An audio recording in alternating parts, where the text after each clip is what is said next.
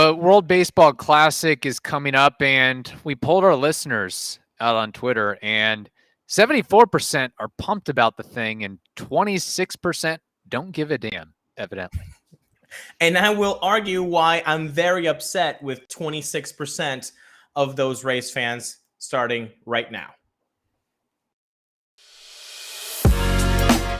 You are Locked On Rays, your daily Tampa Bay Rays podcast, part of the Locked On Podcast Network, your team every day.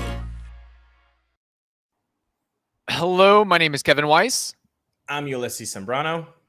And we're the host of the Locked On Rays podcast, part of the Locked On Podcast Network. Thank you for making us your very first listen every day. Be sure you check out and subscribe to our YouTube channel at Locked On Rays. Follow us on Twitter and Instagram at Locked On Rays.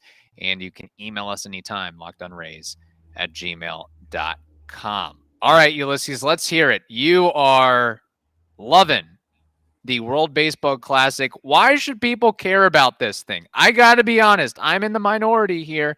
I'm part of the 26%. I'm really scratching and clawing and digging to figure out an angle as to why I should care or pay attention or focus on the World Baseball Classic, considering spring training is ongoing, considering March Madness is ongoing as well. I'm being pulled in too many different directions here. I understand that. And mostly my argument is for baseball fans. Like, if you're into March Madness, look, that only comes around once a year. Although the World Baseball Classic only comes around every 4 years. But whatever. You like basketball? That's fine. My argument is for baseball fans, diehards that are saying, no, I don't care about seeing Ohtani facing Mike Trout. What? Why? Why are you not into that? Why would you not want to see Marcus Stroman face Mookie Betts? Like, the best against the best. And my biggest issue is, why is there no national pride? Why is there no, like, oh, I want my country to do better than anybody else's? That's what I'm You know why? Because we already missing. have the Olympics. Yeah, but the Olympics is everything else, right? And baseball is really not that huge of an Olympic sport. If you're a track and field, awesome. I mean, that's great. Volleyball or whatever, weightlifting, stuff like that, like Olympics. I got you. Marathons, awesome. Mm-hmm. But baseball is not an Olympic sport. We have a World Baseball Classic, which is like the World Cup. Soccer, this is like the World Cup for baseball, which so annoys me that MLB, who plans the thing, keeps telling players that they can't participate in because of insurance claims. Like, imagine, like, Clayton Kershaw was denied, entry or participating into the World Baseball Classic because of his injury history, insurance wouldn't cover. That is insane to me. Imagine Lionel Messi being told by PSG or Barcelona, when he used to play with Barcelona, saying, no, you can't play for Argentina, buddy. He would flick them off and say, yeah, I'm going to play for my country no matter what. So I hate that the Classic has not become bigger than MLB, saying, no, we are doing this no matter what. But then again, MLB is the one that's putting out the product. Yeah. So they're going to always want MLB to come first, which is a shame. And that's why the Classic will never gain a lot of respect, because if you're always putting players hindrances and obstacles into participating, then it's never going to be a bit as massive as an event as the World Cup. So that's right. What bothers me. And if you're a baseball fan, dude, this is more important for those players than playing spring training. Like, don't fool yourselves. Like, you're a Rays fan. You love Wander Franco. Mm-hmm. You love, can't get it. You want Wander Franco content. I got news for you, Rays fans. Wander Franco is going to play harder with the Dominican jersey than with a Rays jersey. I said it. I'm sorry. It a Rays jersey in spring training. A Rays jersey in spring training.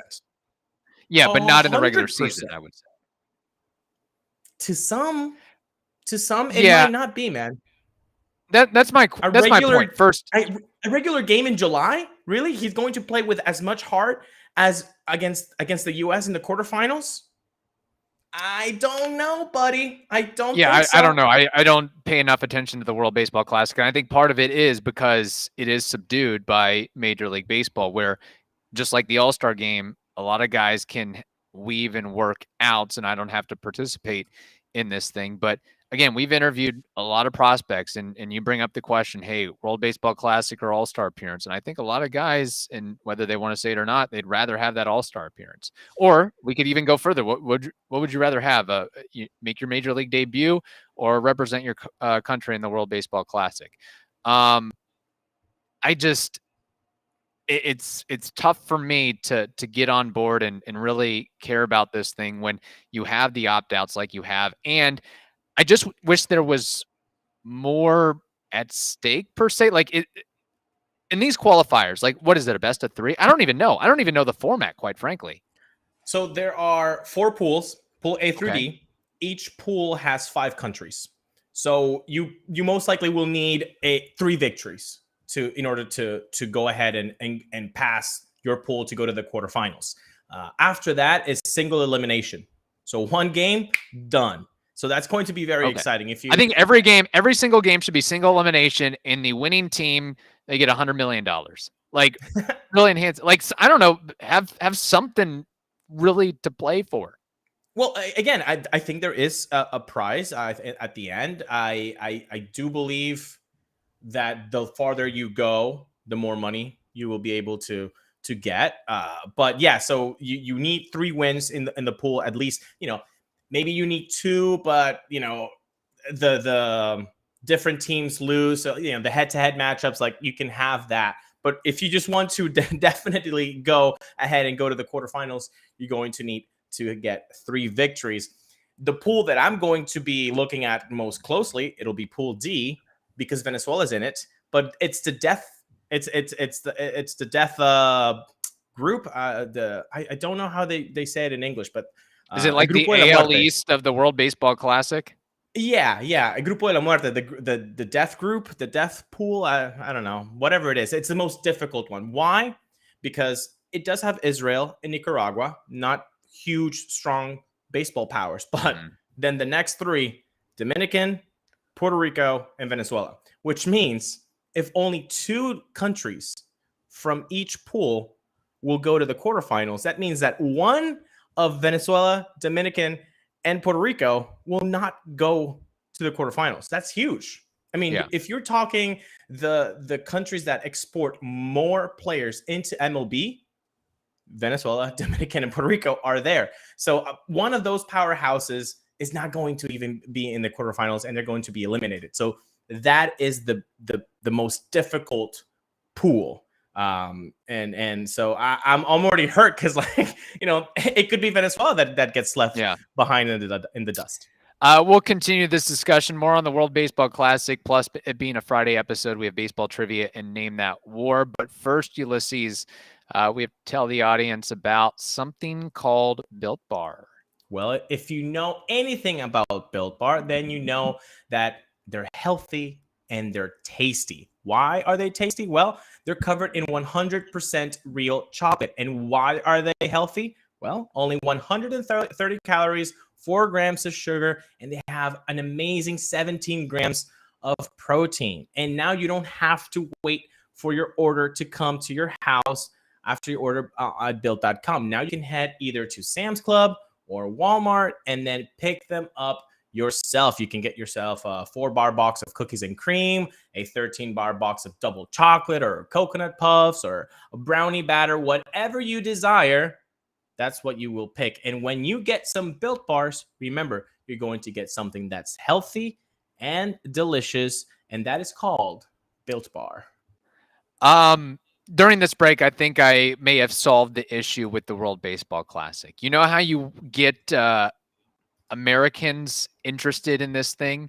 Because that's what it's really about. The people that live in the United States don't really give a darn about it. People that would be rooting for the United States team, which is a very large population of baseball fans, don't give a crap about it. Okay. Ask Australian fans, they give a crap about it. Ask Dominican, Puerto Ricans, Venezuelans, Mexicans, they give a crap about it. Ask Canadians, they give a crap about it. Why is the US I got it. fan? Tell me, I've please. solved I want to know. Okay. 1980, Miracle on Ice. Let's do that for the World Baseball Classic. In the championship game, championship series, China against the US. That's how you drum up interest against this thing, for this thing. That's how you solve the issue, quite frankly. A lot of people would tune into it just for that, and that alone. So you mean if there were more political factions parallel, at stake, 100%. Parallels, then it would mean, okay, you know what? And then a movie would be made about it. And then a documentary would be made about it. Okay. And of course, Kevin Costner would have to be in it because it's a baseball movie. And you can't make a baseball movie without Kevin Costner. It's actually like a Hollywood law. I do think that is possible because if I do remember correctly, Pool A is China is in Pool A, I believe. And the US is in Pool C. Okay. And they would only meet in the finals because it's Pool A winners against Pool B winners, Pool C winners against Pool D winners. Dominican, Puerto Rico, and Venezuela are in Pool D. US, Mexico, I forget the other three. Sorry. Yeah, the fact that you know a lot of that stuff off the top of your head, I'm really amazed at that. So I'm going to force this on you. Who do you think wins the World Baseball Classic? Japan always has a strong. Japan is. Oh, I mean, they won 06 and 09. They've really shown high quality baseball players in the past. So they're always somebody to contend. If you look at the Dominican lineup, I mean, that is crazy good, and they're missing Fernando Tatis Jr. So they could even be better. When you look at the American lineup, I mean, it's silly. It's silly. This is why I don't understand. If you're an American fan, how are you not just slobbering at look at this outfield, this possible outfield? Mookie Betts, Kyle Schwarber, and Kyle Tucker. And it's an all-star game. I mean, but then in your infield, Pete Alonso, Tim Anderson, Nolan Arenado, Paul Goldschmidt, Trey Turner. Are you? I mean, and then the backstop, Will Smith or JT Realmuto are on the bench, like because it's not for world domination and it's not for $1 billion. That's why. But it is for world domination. You can say you are the best country that year of anybody that plays baseball. Like that's such bargaining rights. But I don't. Yeah. But I think that the U.S. doesn't care about it. And I mean, some people do, but I think the majority of U.S. fans don't care about it because there's already the perceived notion that America is the best, so they don't care about it. Which, again, MLB is played in America. America has the most proficient players, sure. But they haven't won more than Japan. Japan's won it twice. The U.S. won it once in 2017. Right. So if we go by that, like, this is where you show that you're the best. Why don't the U.S. fans want to show and be rooting for their country to show that they're the best? That's and again, I just don't think there's a ton of promotion either from Major League Baseball. You would think at FanFest there would be something that showcases, hey, these 12 players with the Rays are going to be representing these various countries in the upcoming World Baseball Classic. And there was really none of that I could recall. Like, hey, Jason Adams playing for the USA. Randy Arozarena and Isaac Paredes are playing for Mexico. Christian Bethancourt for Panama. Like, I didn't see, and Jonathan Aranda for Mexico as well. Which, by the way, I mean, here's my great insight into the World Baseball Classic. I don't have much besides what I do like is looking at the ball caps for each country. Yeah. And I think, Venezuela, Puerto Rico, Argentina, like those are just, having the letter of the country, the first initial, I think, is pretty fresh. France, for example. US, they got some work to do on their logo, I think. I think that's part They of haven't what they haven't remodeled it since '06. That's the same model. That's the same logo from 2006. So I don't know if Yeah. they just don't think looks that trash. it needs refreshing, but Yeah, no, for real though. I think that's part of it. People don't want to buy that gear, but I see. I mean, I'm in Kissimmee. There's a large Puerto Rican population, and I see those PR hats all over the place. And I know what it yeah, is and immediately. I know what the Venezuelan cap is. I don't know. The U.S. is just kind of, I don't know. It doesn't. I wouldn't. It doesn't make me want to go out and buy that cap like Venezuela or Puerto Rico or France or Argentina. okay, that's a fair argument. You know, you want to buy something, you want to get into it, you want to root for. Why am I going to be wearing something that I don't particularly like? That's a Yeah. fair point. If you're a Rays fan, I love that you mentioned those names because you legitimately will see.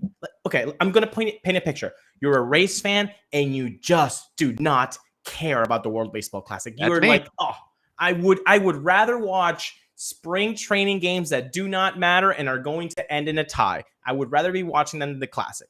If you're one of those people, let me paint a picture. You better paint a Picasso for me because you're talking right to that person. Baby, it's bottom of the eighth. There's one out. Isaac Paredes is at second base. Jonathan Randa is at first base. Randy Rosarena is coming up to bat. Jason Adam is being called in, from the bullpen. This is a game that if the U.S. doesn't win, they're out. Mexico can eliminate the U.S. What do you do then if you're a Rays fan? Are you pulling for Jason Adam because you're an American fan, obviously? Or do the Rays mean more to you and you want your boy Randy to come through and you don't care? You just want your boys to come through and have a really good World Baseball Classic and you want Randy to be hot coming into the season. That's what is on the ledge, people. You can see your favorite players from your own team match up against each other. I think that's just so fantastic. And I swear to all of you, Jason Adam is going to be pitching with way more intensity with the USA across his chest than with the Sunburst logo. I'm sorry. It's just the way that it is. Your country means more to you than your club. Punto. I'm done. Like, I don't. It doesn't go farther than that. Like it's an easy choice for every athlete to say your country means more than the club. Couple 100%. things. Again, I would, if U.S. is playing China, sign me up. If U.S. is playing Cuba, sign me up. Those political factions, that gets me more intrigued. The other thing too is I didn't get a chance to mention this, but obviously Randy, Aranda, and Paredes playing for Team Mexico. That could be the dark horse in this thing. Mexico, because they got some studs between those guys, Jose Urquidy, Patrick Sandoval, Luis Cesa, Jaron Duran. I mean, they got a pretty good list. Alejandro Kirk. I mean, there's a lot of guys that, wow, I didn't realize there were this many major leaguers that have some sort of tie or relationship with Mexico. Alex Verdugo. So, I mean, yeah. you could see a Dodger face-off. You could see Urias for Mexico against Mookie Betts. Yeah. Wouldn't that be cool? You know, those are so. Did my painting of the picture with bases loaded, Randy Rosarena coming up against Jason Adam, does that even trigger any sort of emotion to you, or is just I'd rather watch a 1:30 p.m. game against the Detroit Tigers in Lakeland? I mean, I don't know about rather watch a 1:30 game against the Detroit Tigers in Lakeland, but if there's a 1:30 March Madness game, I'm definitely going to be damn sure to watch that before the World Baseball Classic. So that's sort of my point with all of that. But no, that I appreciate and I respect how much you are invested and care about this thing. Which, speaking of that, with Team Venezuela, who will have the best performance on Team Venezuela when it's all said and done? That's good, man. I'm really looking forward to what Pablo Lopez can do. I think that pitching is really interesting. Jose Alvarado seems to be the guy for the closer role, which gets me excited and gets me nervous as well, because we all know what Jose Alvarado can look like when he's nervous, and we also can know what he looks like when he's just nails. So that's going to be very interesting. Jose Altuve is going. I mean, I really like the infield. It's going to be Altuve, Ulises, Eduardo Escobar, Andres Jimenez, Eugenio Suarez, Gleyber Torres. Like it's like all-star studded. Like you've got the pop from Suarez and Gleyber Torres. You've got good defense if you need the defensive replacements with Miguel Rojas. You got some pop and well, Jimenez also a Gold Glover and Silver Slugger. Altuve. I mean, I'm really excited about that. Ronald Acuna Jr. is going to be playing, and there's only 3 outfielders that Omar Lopez, the Venezuelan manager, picked. There's only going to be three outfielders: David Peralta, Anthony Santander, or Tony Taters, best nickname in baseball, and Ronald Acuna Jr. And the way that he did that, he said he wanted it's a very short tournament, so he said offense is what matters. Mm-hmm. You need offense. You got to score runs. So by getting those 3 guys, and then Rengifo, Rays legend, minor league legend, and Eduardo Escobar and Ulises, they could potentially play outfield corner spots if need be. So that was a very interesting strategy, I thought, to just go with pure bats and just hope for the best, just score as many runs as you can, because that has been the problem with Venezuela in the Classic, is sometimes the bats just go cold, and that happens in short series. Yeah, the Rays certainly know that. Some comments from listeners on the WBC. Peter Glasgow says, I'm in the middle, being from Scotland. The interest for me will be Team Great Britain. I'll definitely try to catch games if they're on the TV at a reasonable time, but I'll not be pulling all-nighters like I would for the Rays. Samuel Bayless says, it would be better if Curtis Mead was playing for Team Australia. Argenis Rashad says, yes, and I'm thankful that till today, every guy on my team is still confirmed to play. And then Chris Snyder says, I'm ready for any kind of games, to be honest. So there we go. There are people excited about the thing. We have baseball trivia, Name That War, coming up next. But first, we have to tell you about FanDuel. The midway point of the NBA season is here, and now is the perfect time to download FanDuel. It is America's #1 sportsbook. New customers get a no-sweat first bet on up to $1,000. That's bonus bets back if your first bet doesn't win. So just download the FanDuel Sportsbook app. It is safe, secure, and super easy to use. Then what you can do is you can bet on everything from the money line to point scores and threes drained. A lot of options with that. Plus, FanDuel even lets you combine your bets for a chance at a bigger payout with a same game parlay. So don't miss the chance to get your no sweat first bet for up to $1,000 in bonus bets when you go to FanDuel.com/lockedon. That's FanDuel.com/lockedon, LOCKEDON, to learn more. Make every moment more with FanDuel, an official sports betting partner of the NBA. All right, Ulises, it is baseball trivia time, plus Name That War. And my question, we know that base running was an issue for the Rays in 2022. Can we agree with that? Can we agree with that statement? Yes. Yeah. Is that why Rodney Linares isn't coaching third base anymore? Ooh, shade. Yeah. Ooh, I'd like to see the base running for, who's he coaching for? Dominican Republic? Dominican. Yeah, let's see how they do with the running game. Yeah. That could be an adventure. But my list that I have in front of me is caught stealing. Guys who have been caught stealing the most out of anybody else. And in front of me, I have a list of 20 individuals who have been caught stealing 160 or more times in their baseball career. And what I want you to do is name 5 of these guys who have been caught stealing at least 160 times in their careers, MLB careers. Ricky Henderson. Ricky Henderson, great approach with this. He is #1 on this list with 335 caught stealings. Spend money to make money. To steal bases, you're going to get caught every once in a while. Of course, he did steal 1,406 bags. What was the Twitter handle of that guy on Monday's show? It was Oh, something I like can't even remember. I don't know if scared it's money don't scared make money, money. don't make money. Yeah, something like that. That's it. Think about Ricky Henderson with the bigger bases. He'd Oh, probably have 1,700 steals. I don't want to sound like a boomer, but yeah, he would have just 2,000. Boom, I'll say it. Boom, there you go. Yeah. Okay.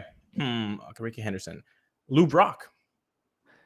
Number 2 on this list, caught stealing 307 times. He had 938 stolen bases to his name. Juan Pierre. Juan Pierre is number 5 on this list. He was caught stealing 203 times, and he swiped 614 bags.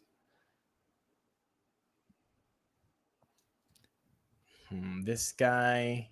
The very powerful Juan Pierre, who had a grand total of 18 home runs. Yeah, 18 to be exact. Nice. I don't know why I know that, but yeah, 18. Okay. We're doing good, but I don't know if I have the You stamina have for 3 5 strikes. here. No strikes though. Okay, who else can run the bases? I'm going to go with Michael Bourne. Michael Bourne is not on this list. Strike 1. Probably did not play long enough. Kenny Lofton. Kenny Lofton, terrific guess, and you would be correct. He is actually last on this list of 20. He was caught stealing 160 times, and he stole 622 bags. Why is he not in the Hall of Fame? I don't get it. And that's a conversation for another day, or why he didn't get more love when he was up for vote. I mean, 15-second rant. Kenny Lofton, Carlos Delgado, and Johan Santana should be Hall of Famers. Boom. Yeah. And never got any love. Okay. Done with that rant. I need one more, right? Yes, you need one more name, and you have 2 more strikes to go. Let's go Venezuelan bump here. Omar Vizquel. Omar Vizquel is a good guess, but no, I'm joking. You're right. He is number 17 on this list with 167 caught stealings. He stole 404 bags. Very good. I'll run through the names here in order, top to bottom. Ricky Henderson, Lou Brock, Brett Butler, Maury Wills, Juan Pierre, Bert Campaneris, Rod Carew, Otis Nixon, Omar Moreno, Cesar Cedeno, Steve Sachs, that'd be a good name, that war, Ty Cobb, the very racist Ty Cobb, Vince Coleman, that'd be another good name, that war, Eddie Collins, Bobby Bonds, Eric Young Sr., watched him on WGN, Omar Vizquel, Bill North, Joe Morgan, and Kenny Lofton. I legitimately got the guys I could get. Like, there were maybe 2 more that I could have guessed, but I got the guys that I needed to get. And that's why I was like, just name 5 of the 20. Yeah, thank you for that. Well, now we're going to play Name That War. If you've never seen this part of the show, this is where we take a player from the past who's no longer playing, and using our brain cells, we go into our baseball archives and we think about what his career war was according to Baseball Reference. And today's player from the past is Mark Loretta. What is Mark Loretta's career war according to Baseball Reference? Mark Loretta. What a name. Played at least a decade in the league. Probably never made an all-star appearance. Probably the average Mark Loretta season was like batting 270 with 14 homers and 60 RBIs. I can't even recall. Was he a third baseman or first baseman? He actually moved. He played some second. He played some short. He played some third. Okay. So a little bit of a utility player there. Yeah, that's about the extent of my Mark Loretta knowledge. I think it's very similar to what you guessed of Rondell White last week, where you said like around 13, 14 war. So that is what I'm going to go with. with Mark Loretta, but I'll just move it down a peg. I'll say 12 WAR, 12 career WAR for Mark Loretta. Final answer is 12 WAR. Well, Mark Loretta is scoffing right now. Really? Because he said 0 All-Stars? How about 2-time No All-Star? way. How Wow. about a Silver Slugger winner? And Mark Loretta's slash line, a 295, 360, 395. That means a 754 OPS, career 98 OPS plus. His career WAR was 19.3. How about them apples? He didn't have a lot of pop. How did he win a Silver Slugger? Come on. Was he pitching? Was he did he win Silver Slugger for pitcher or something?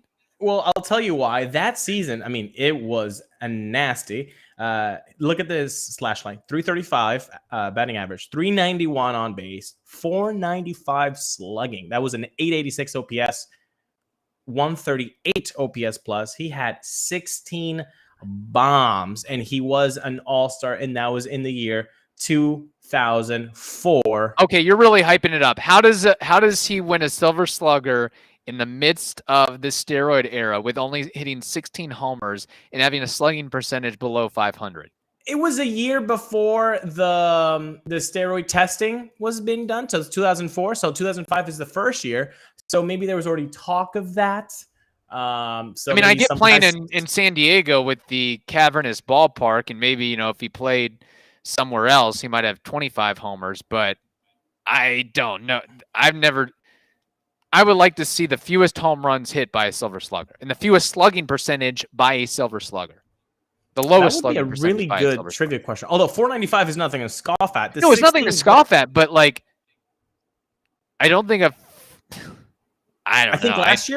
I think last year there were about less than 10 players with a 500 slugging or more. People can check me on that. Maybe I'm wrong, but I don't think the list exceeds 10 of guys that had a slugging of 500 or more. I could be wrong. Okay. I don't want to be wrong though. Yeah, I mean, I get winning a batting title that year. I understand that, but Silver Slugger, I mean, when I think of Silver Slugger, I'm thinking you're knocking out at least 30 home runs. Oh, I have the list. Okay. So it wasn't less than 10, but it was 15. I was close. Okay. Only 15 guys had a 500 or more slugging, so not bad. Yeah. So yeah, I cut him a little bit short, but I wasn't way short with No. In fact, I probably gave him more credit for pop than he deserved, because I'm looking at his BREF page and he only hit double-digit homers twice in his career. And one of them was that Silver Slugger year. Yeah. I think you said 16 home runs, an average. I think his average is 7 per season. So Yandy Diaz. Yeah, there you go. Actually, I could see him Yandy finishing with a very similar line, although I think more home runs coming along the way. But dude, a 2023 year with a 495 slugging from Yandy, and we already know that he already hits 400 on base. 16 bombs by the Yandy man. Oh, that'd be nice. Yes. All right, very good. Hopefully you all enjoyed that. I'll have to do a little bit more of a deep dive on Mark Loretta here. Thank you for making us your very first listen every day. Now make your second listen the Locked On MLB Prospects podcast. That is also free and available on all platforms. Hope you all have a wonderful day. Stay safe, and we will talk to you next week.